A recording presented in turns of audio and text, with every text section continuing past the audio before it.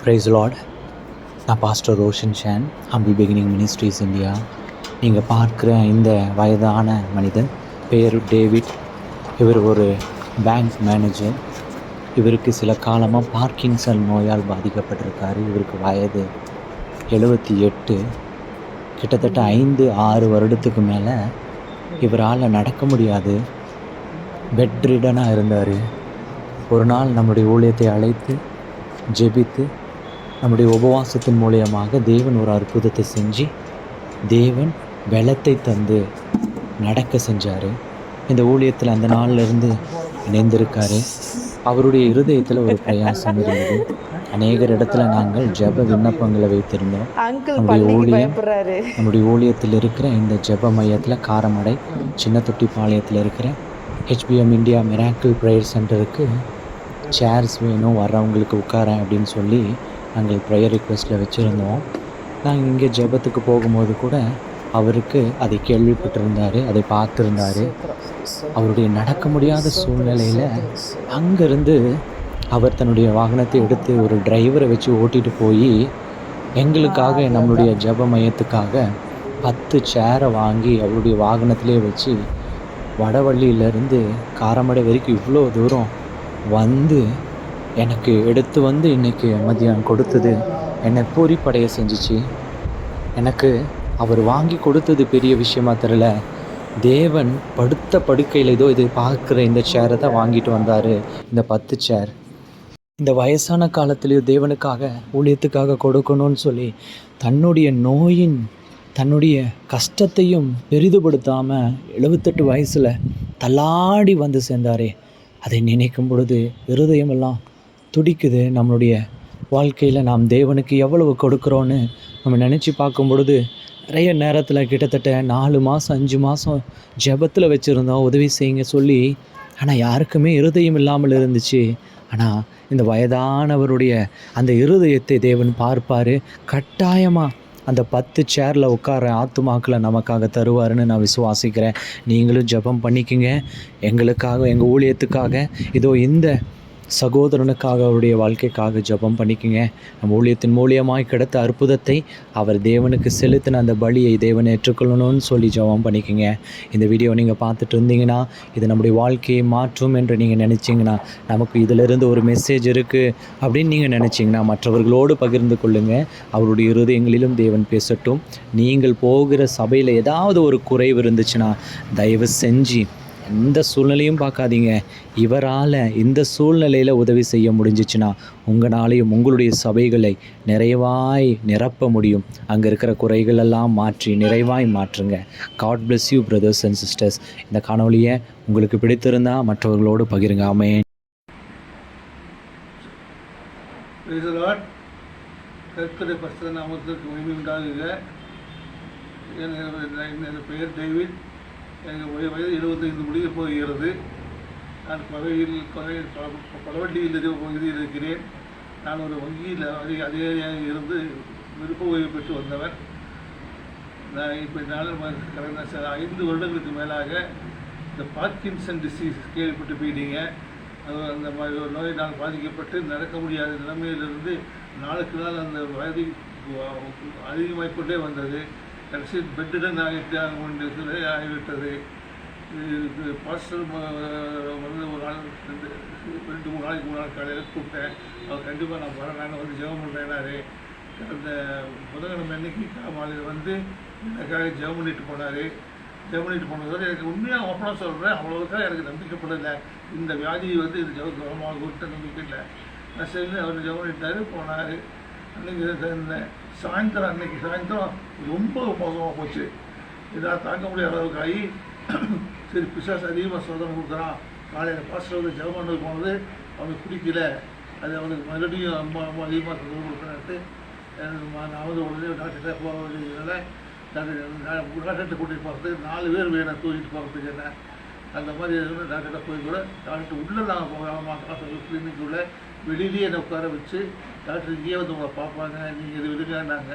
நான் அந்த மாதிரி நான் வெளியிலேயே வீல் சேரில் பிறந்துட்டேன்.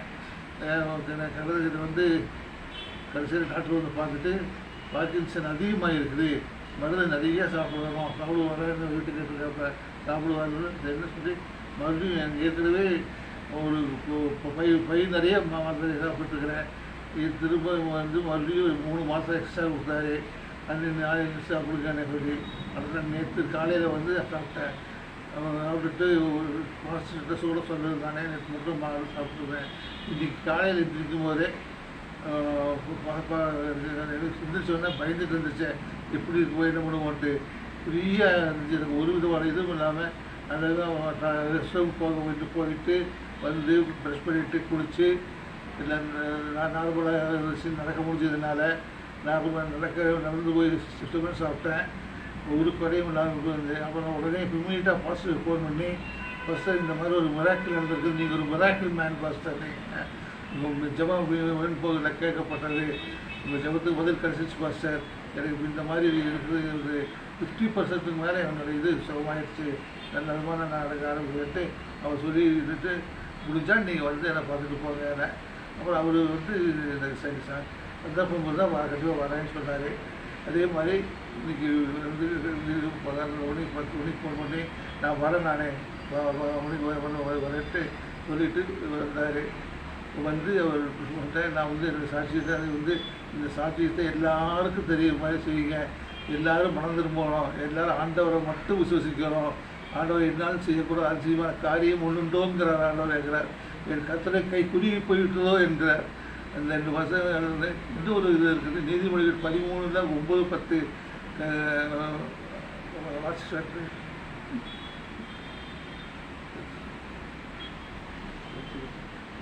நீதிமொழிகள்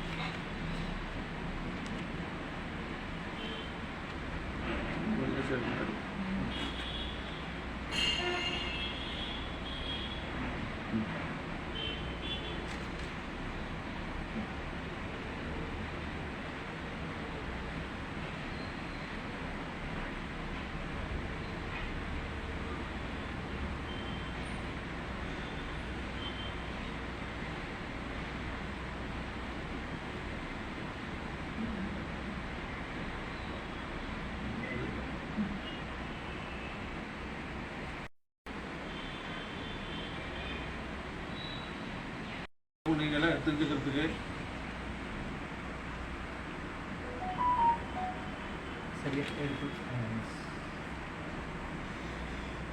என் மகனே அப்பொழுது மகனே நீ கர்த்தருடைய சர்ச்சையை அற்பமாக எண்ணாமலும் அவர் கடிந்து கொள்ளும் போதே சோர்ந்து போகாமலும் இருப்பாயாக. தகப்பன் தன் நேசிக்கிற புத்திரனை சிருஷ்டிக்கிறது போல் கர்த்தர் எவனிடத்தில் அன்பு கூறுகிறாரோ அவரை சிருஷ்டிக்கிறார்.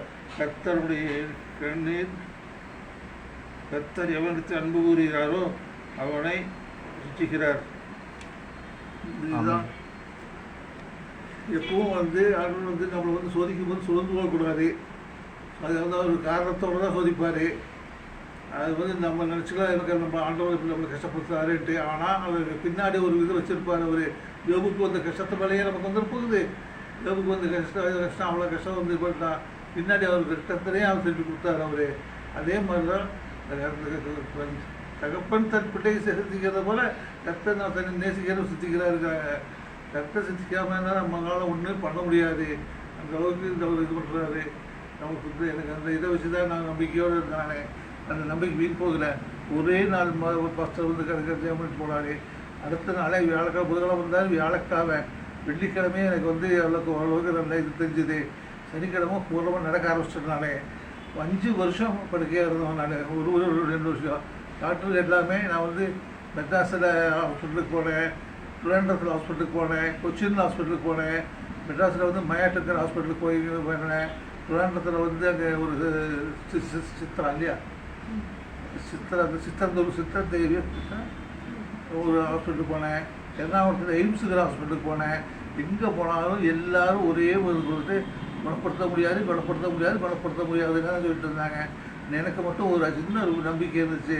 கண்டிப்பாக ஆண்டவர் வந்து நம்மளை குணப்படுத்துவார், நம்மளை சுகப்படுத்துவார், மீண்டும் நம்மளபடி இருப்பார் நம்பிக்கை இருந்துச்சு. அந்த நம்பிக்கை ஏற்றப்படி தான் இந்த வசனமும் தகப்பன் தன் பிள்ளையை சிரிக்கிறது போல அப்பா அம்மா பையனை தண்டிக்கிறது போல சிந்திக்கிற நம்மளை இது பண்ணுற இது இருக்குன்னா நம்மளை இன்னும் நம்மளை வந்து வலிமைப்படுத்துறதுக்கு அவர் கூட சேர்றதுக்கு இது நம்ம வந்து வீராக போயிடக்கூடாதுன்ட்டு இது பண்ணுறாரு தவிர அவருடைய ஞாபகமாக மகிழ்ப்பட வேண்டும் நம்மளை வந்து இது பண்ணுறாரு. இதெல்லாம் ஒரு சோதனை காலம். சோதனையான பொறுமையோடு நம்ம சகிக்கணும். ஒன்றும் அவசரப்பட்டு எந்த முடிவு எடுக்கிறதோ அவர் இது மாதிரி பேசுகிறதோ கூடாது. நம்ம என்ன பாடு கொடுத்தாலும் சந்தோஷமாக இருக்குது. யோகுக்கு அந்த சோதனைக்கு விட நமக்கு தாசனாகி யோகு போகிறாயான்னு கேட்குறாரு ஆண்டவர் கேட்குறாரு. அதே மாதிரி தான் இருக்கிறாரு. அவனுக்கு மேலே நம்ம எல்லாம் ஒன்றும் கிடையாது.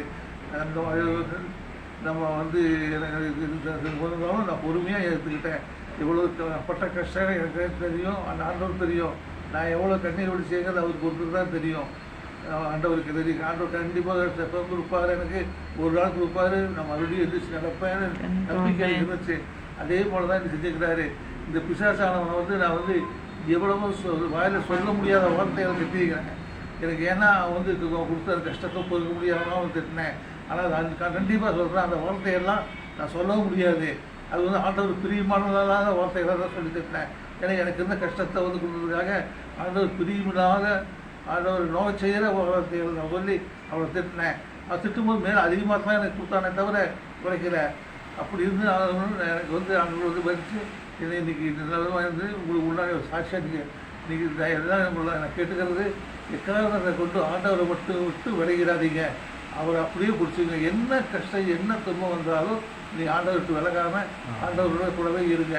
இது வந்து நான் வந்து உங்களுக்கு ஒரு தாழ்மையான வேண்டுகோளாக வைக்கிறேன். மீது உங்களுக்கு ஏதாவது இருந்தால் நீங்கள் பாஸ்டரை கான்டாக்ட் பண்ணிக்கங்க. நான் இங்கே கோயம்புத்தூர் தான் இருக்கிறேன். என்னுடைய ஃபோன் நம்பர் எல்லாமே பாஸ்டருக்கு தெரியும். அவர் விட்டு கேட்டுக்கிட்டு என்ன பண்ணுவாங்க. உங்களுக்கு நீங்கள் பாஸ்டர் பாஸ்டர்கிட்ட ஓடிட்டு விசுவாசமாக இருங்க. கர்த்தர் உங்களை ஆசீர்வதிப்பாராக. ஆமென். ஆமென். ஆமென்.